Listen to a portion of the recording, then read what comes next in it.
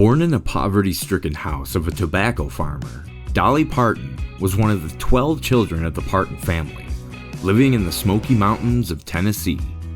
Parton rose to fame as an American country music singer, guitarist, actress, philanthropist, and businesswoman who iconically interfaced between country and pop music styles. Dolly Parton has remained one of the most successful pop music icons, having won over 24 Grammys, 2 Academy Award nominations, a Living Legend Award, and 7 Academy of Country Music Awards. Her songs have reached #1 on the Billboard music charts 25 times. Whoa, but hold on.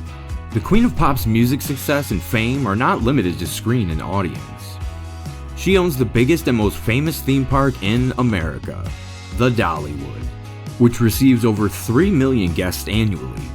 One thing that puts her at the pinnacle of success is a history course at the University of Tennessee, which is named after her.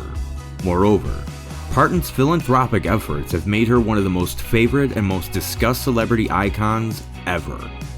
Parton's Rags to the Rhinestones story is exciting and revolves around her passion for music, childhood deprivations, and unbeatable success. Considering her iconic and distinguished persona, it's hard to accept that she was voted least likely to succeed in high school. Her successful journey was not a piece of cake, but a bed of thorns and a tale of blood, sweat, and tears. In the next few minutes, we'll try to reveal some of the unknown truths about Dolly Parton's life and her hop from Queer Street to a life rolling in money. Stay tuned and don't forget to hit that subscribe button. Parton's look might be artificial, but her story accurately depicts her ordeal, which revolved around her early life struggles and later life challenges. She has been called the Smoky Mountain Songbird, Backwood Barbie, and the leading lady of country, but she spent her age to achieve these shiny titles. Parton rightly says that, if you want the rainbow, you've got to put up with the rain. So as Dolly did, she struggled with depression and heartache. Dolly Parton was raised in an extended family of tobacco farmers who lived in a hand-to-mouth state.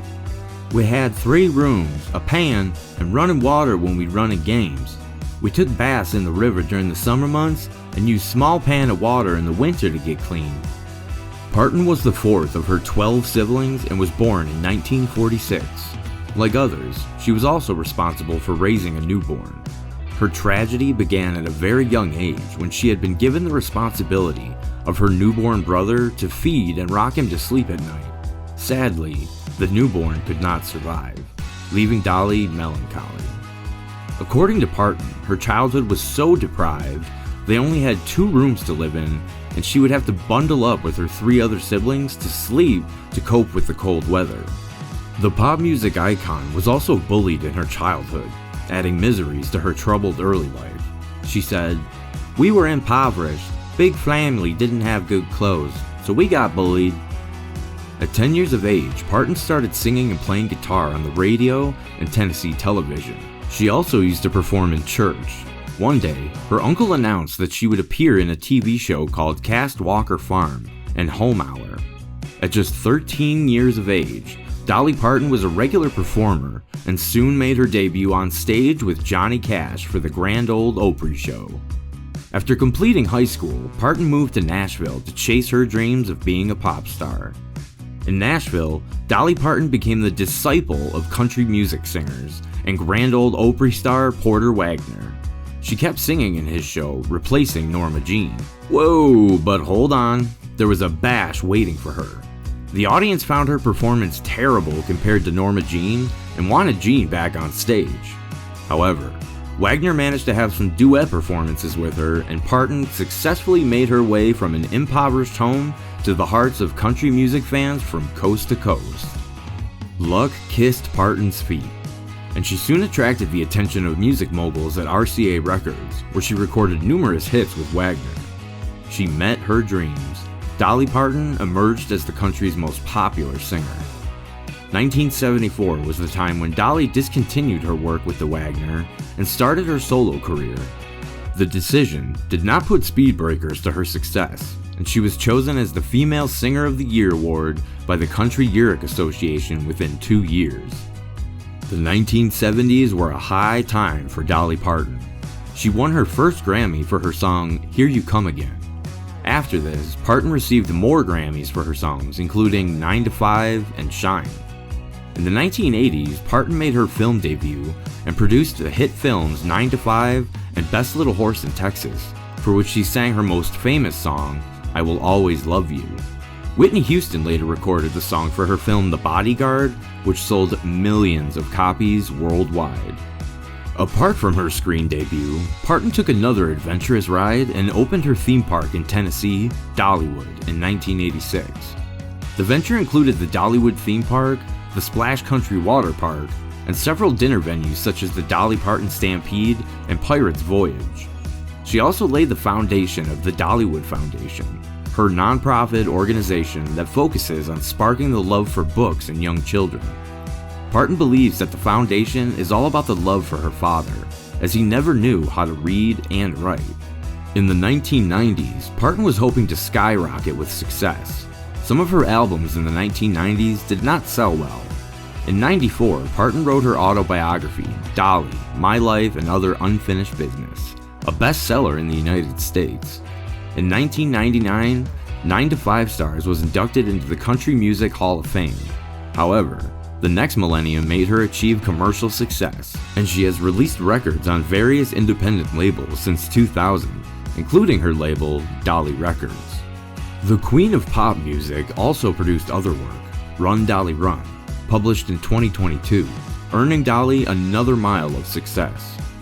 She has been doing a podcast, Dolly Parton's America, named the Best Podcast of 2019 by Forbes magazine. In 2022, Parton was nominated for the Rock and Roll Hall of Fame. She did not believe she had the right to the nomination as she was never a rock performer, but she accepted the honor.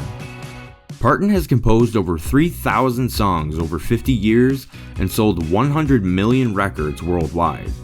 Parton has received 11 Grammy Awards and 50 nominations, including the Lifetime Achievement Award. Though unable to read sheet music, Parton can play various instruments, including the dulcimer, auto harp, banjo, guitar, electric guitar, fiddle, piano, recorder, and saxophone. Wow. The way I look now and the way I looked then was a country girl's idea of glam, just like I wrote in my Backwoods Barbie song. People wanted me to change. They thought I looked cheap, but I patented my look after the town tramp. Everybody said, she's trash. It was really like the look I was after. I wasn't a natural beauty, so I just like to look the way I look.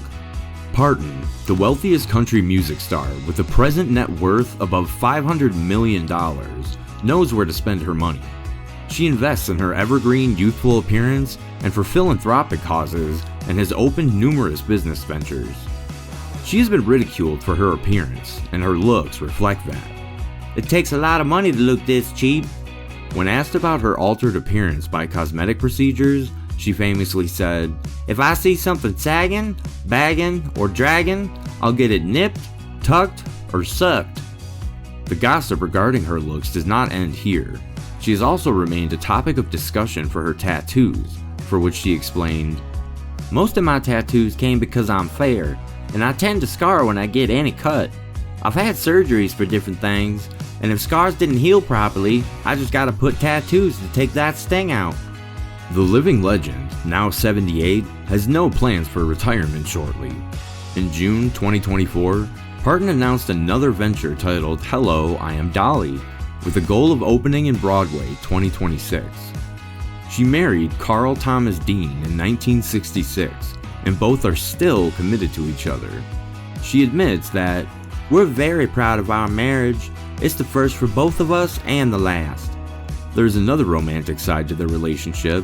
Both renewed their vows in 2016 in honor of their 50th wedding anniversary. Though often politically neutral, Parton is widely criticized for her long history of openly supporting LGBTQ rights. In her 1991 song, Family, Parton showed her support for LGBTQ for the first time. She has also made her first public support for same-sex marriage in 2009.